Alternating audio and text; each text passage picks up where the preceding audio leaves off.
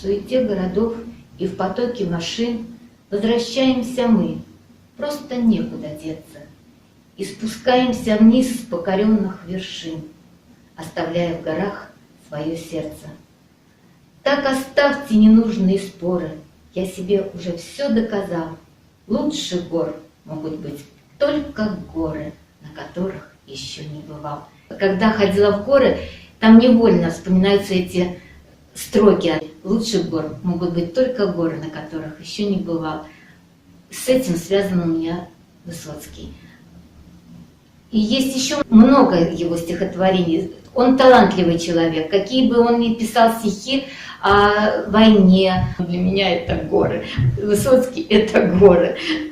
Спасибо.